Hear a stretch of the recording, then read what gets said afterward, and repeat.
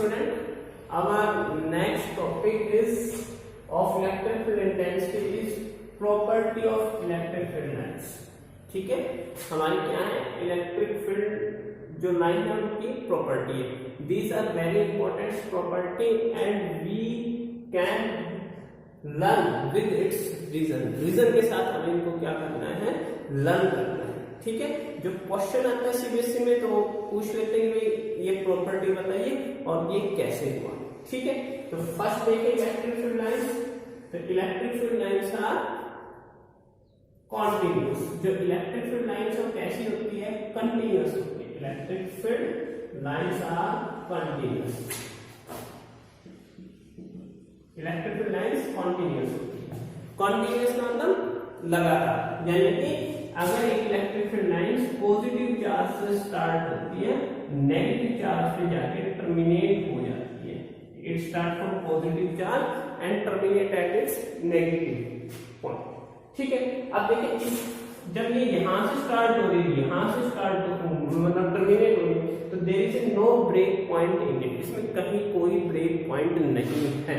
इसका मतलब these electric field lines are continuous. जो इलेक्ट्रिक फील्ड लाइंस है वो कैसी है, कॉन्टिन्यूअस है. ठीक है, अब ये कहते हैं क्यों कॉन्टिन्यूअस है, तो इसका एक आंसर दे रखा है एनसीईआरटी के अंदर भी कि अगर जब हम इलेक्ट्रिक फील्ड लाइंस ड्रॉ करते हैं और कोई इलेक्ट्रॉन लेते हैं, इलेक्ट्रॉन की हेल्प से अगर हम इलेक्ट्रिक फील्ड लाइंस को ड्रॉ करते हैं, तो there is no region where electron is jump from one place to another place, it move continuous. ठीक है, तो continuous क्या करता है, मूव करता है. जब हम इलेक्ट्रिक फील्ड लाइंस ड्रॉ करते हैं तो हम कोई इलेक्ट्रॉन की हेल्प से करते हैं. तो जब हम इलेक्ट्रॉन की हेल्प से करते हैं तो electron does not jump from one place to another place. So electric field lines are continuous because electron move in continuous process. ठीक है, सिर्फ कंटिन्यूअस लगातार मूव करता रहता है, कहीं पर भी जंप नहीं करता. जहां जंप करता है इसका मतलब वहां क्या हो जाती है, इलेक्ट्रिक फील्ड लाइंस डिसकंटिन्यूअस हो जाती है. ठीक है, तो हम ये बताते हैं कि इलेक्ट्रिक फील्ड लाइंस कैसी है, कॉन्टिन्यूअस. सेकंड, तो इसका रीजन रखना है. क्या रीजन रखना है, electron does not when we draw the electric field lines with the help of electron or a charged particle, it does not jump from one place to another place. ठीक है, वो jump नहीं करता. so electric field lines is continuous because charged particle move continuous. Second आता है electric field lines. Electric field line does not form closed loop. Does not form closed loop. ठीक है, close loop form नहीं करती. Electric lines क्या करती है, दे does not form close loop. तो क्लोज लूप क्या नहीं करती है, बनाती है. अब क्लोज लूप क्या होता है, ये square it is also close loop. There is no open place in it. This is our close loop. यानी एनी शेप, कोई भी शेप हो, there is no open part. उसके अंदर कहीं से भी वो लाइन क्या नहीं होनी चाहिए, ओपन नहीं होनी चाहिए. तो वो कैसा होता है, क्लोज लूप होता है. इलेक्ट्रिक फील्ड लाइंस क्या नहीं करती, क्लोज लूप नहीं बनाती. तो इसका रीजन क्या है, इसका रीजन ये है कि इलेक्ट्रिक फील्ड लाइंस ये पॉजिटिव हो गया और ये हमारा नेगेटिव चार्ज हो गया.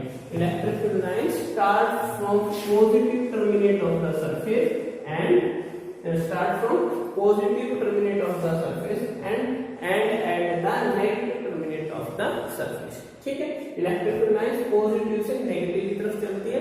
It does not move from negative to positive. वो इस डायरेक्शन में मूव नहीं करती. It's move positive to negative. ठीक है, एक तो ये रीजन हो गया. दूसरा रीजन क्या होता है, जो इलेक्ट्रिक फील्ड लाइंस है, इलेक्ट्रिक फील्ड लाइंस है वो क्या होती है, electric field lines are on the surface, start on the surface and terminate at the surface. It does not move inside the surface. Second reason क्या हो गया कि इलेक्ट्रिक फील्ड लाइंस कहां से स्टार्ट होती है, कोई भी मेटल सरफेस है उस मेटल सरफेस के ऊपर से स्टार्ट होती है और टर्मिनेट कहां होती है, मेटल सरफेस के ऊपर जाके टर्मिनेट हो जाती है. No electric field lines enter into the metal surface. Metal surface के अंदर नहीं जाएगी. तो देखिए जैसे ये मैंने मेटल सरफेस बना दिया, ये पॉजिटिव हो गया, ये मेटल सरफेस हो गया नेगेटिव. इसका सरफेस कौन सा है, ये इसका सरफेस है. तो सरफेस से स्टार्ट हुई और सरफेस से जाके ही टर्मिनेट होगी। अंदर इलेक्ट्रिक फील्ड लाइंस कितनी होती है? 0। कोई भी मेटल सरफेस है उसके अंदर इलेक्ट्रिक फील्ड लाइंस क्या रहेंगी? 0 रहेगी। ठीक है, तो इसके 2 रीजन है, कोई भी दोनों में से एक रीजन आप लिख सकते हैं। ठीक है, अब इसके पास थर्ड क्वेश्चन आता है। थर्ड प्रॉपर्टी आती है electric field lines does not intersect each other. तो लिखेंगे 2 electric field lines, 2 electric field lines does not intersect each other, does not intersect each other, intersect each other। इस question का answer देने के लिए हम क्या काम करेंगे? हम मान लेते हैं कि 2 इलेक्ट्रिक फील्ड लाइंस इंटरसेक्ट करती हैं। तो एक इलेक्ट्रिक फील्ड लाइन सी होगी, सेकंड इलेक्ट्रिक फील्ड लाइन सी होगी। 2 electric field lines are intersect. कहां इंटरसेक्ट कर रही है? इस P पॉइंट पे इंटरसेक्ट कर। अब हम यहां से क्या करें? हमें इनकी दोनों की डायरेक्शन निकालनी है। तो मैंने क्या बताया था, कोई भी कर्व लाइन है उसकी डायरेक्शन कौन देगा? Its direction is given by it's tangent. तो हम टेंजेंट देंगे, हमने एक टेंजेंट इस वाले लाइन का टेंजेंट ये ड्रॉ किया और इस वाले लाइन का टेंजेंट ये ड्रॉ किया। Tangent give the direction. तो at an intersection of point there are 2 tangent और देयर इज 2 डायरेक्शन, और which is not possible because electric field lines has a one direction which is positive to negative। तो एक ही direction होगी, कौन सी होगी? Positive से negative. 2 direction कभी नहीं होगी इलेक्ट्रिक फील्ड लाइंस। ठीक है, थर्ड हो गया। थर्ड के बाद हम किसकी बात करते हैं? फोर्थ देखिए, electric field lines are always normal to the surface. जो इलेक्ट्रिक फील्ड लाइंस है, electric field lines are normal to the surface, normal to the surface. कोई भी सरफेस है उसके ऊपर इलेक्ट्रिक फील्ड लाइंस कैसी है? नॉर्मल। मान लीजिए ये एक सरफेस होगी, अगर पॉजिटिव चार्ज है तो इलेक्ट्रिक फील्ड लाइंस ऐसे 90 डिग्री के साथ निकलेगी, और नेगेटिव चार्ज है तो भी इलेक्ट्रिक फील्ड लाइंस ऐसे करेंगी 90 डिग्री से। तो electric field lines always normal to the surface. अभी कहते हैं नॉर्मल टू द सरफेस क्यों है? तो इलेक्ट्रिक फील्ड जो चार्ज है वो किस पोजीशन पे है? रेस्ट पोजीशन पे। रेस्ट पोजीशन पे है तो there is no other electric component which is parallel to the surface। यानी कि उसके पास कोई दूसरा कंपोनेंट है ही नहीं। किसके अलावा? इलेक्ट्रिक सरफेस के अलावा। तो इलेक्ट्रिक सरफेस का कोई दूसरा कंपोनेंट है ही नहीं जो क्या हो? उसके पैरेलल हो। तो सिर्फ एक ही कंपोनेंट है और वो भी कैसा है? परपेंडिकुलर। तो इससे इलेक्ट्रिक फील्ड लाइंस क्या है? Perpendicular to the surface. तो क्या ध्यान रखेंगे इसका रीजन कि जो इलेक्ट्रिक फील्ड लाइंस है are in rest position, it is not in motion, so there is no an electric component, no electric field of other component which is parallel to the metal surface, so electric field lines are perpendicular to its surface। ठीक है, तो ये हमारे पास कौन सा हो गया? Fourth हो गया। अब फिफ्थ प्रॉपर्टी आती है, हम फिफ्थ प्रॉपर्टी करें। फिफ्थ प्रॉपर्टी में क्या है? Electric field lines are contract horizontally. जो इलेक्ट्रिक फील्ड लाइंस है वो कंट्रैक्ट होती है। तो electric field line contract horizontally. ठीक है, जो इलेक्ट्रिक फील्ड लाइंस है वो हॉरिजॉन्टली क्या हो जाती है? कंट्रैक्ट हो जाती है।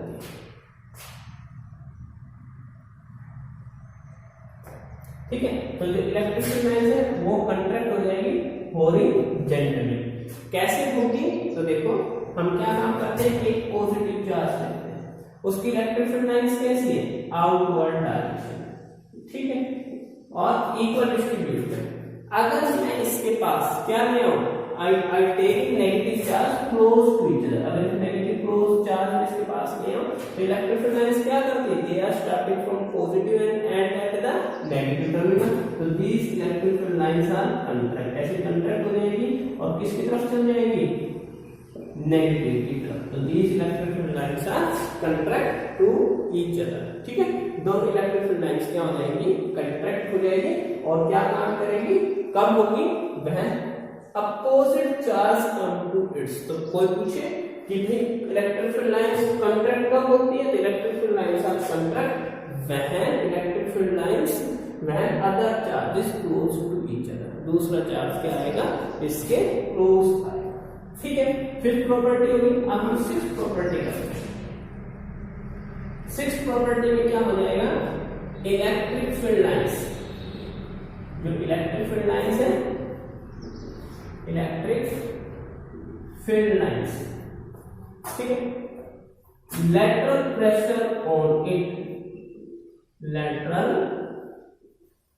pressure on it, यानी कि इलेक्ट्रिक फील्ड लाइंस क्या लगाती है, प्रेशर लगाती है। तो इलेक्ट्रिक फील्ड लाइंस प्रेशर कब लगाएगी, कब फोर्स पर यूनिट लगाएगी, when the same charges are close to each other। तो electric field lines are electric pressure on it, electric pressure लगाएगी कब होगा, जब सेम चार्ज होगा। तो सेम चार्ज होता है यानी कि नेगेटिव नेगेटिव पॉजिटिव पॉजिटिव, तब क्या लगता है, लेटरल प्रेशर।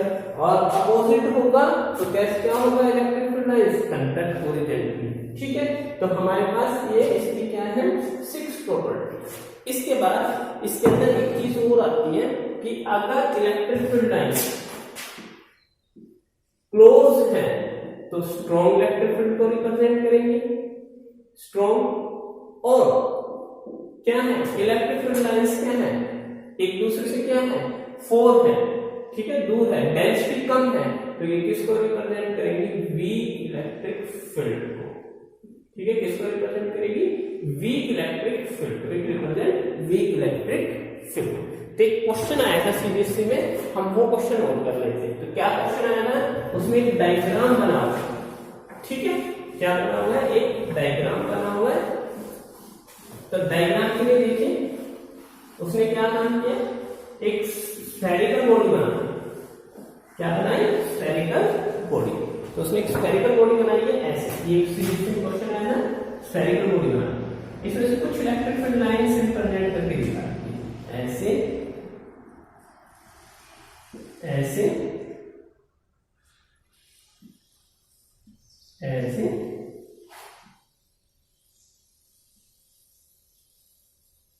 ऐसे।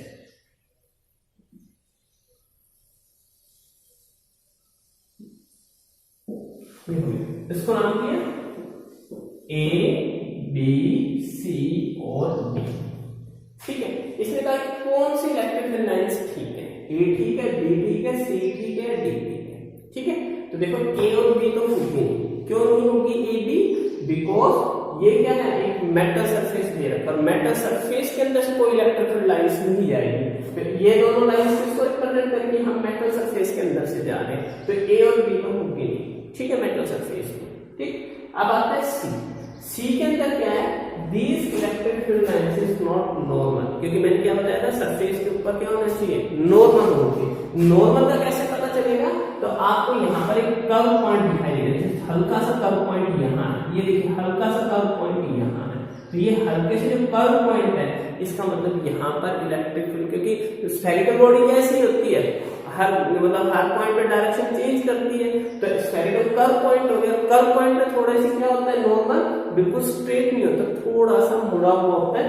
ये दोनों किसको रिप्रेजेंट कर रही है, नॉर्मल। तो देखो ये दो प्रॉपर्टीज को क्या काम कर रही है, होल्ड कर रही है। एक इलेक्ट्रिक फील्ड लाइंस क्या है, नॉर्मल, और सेकंड क्या है, they are not passes in the metal surface. Then the D is our correct answer. ठीक है, तो डी हमारे क्या है, करेक्ट आंसर है।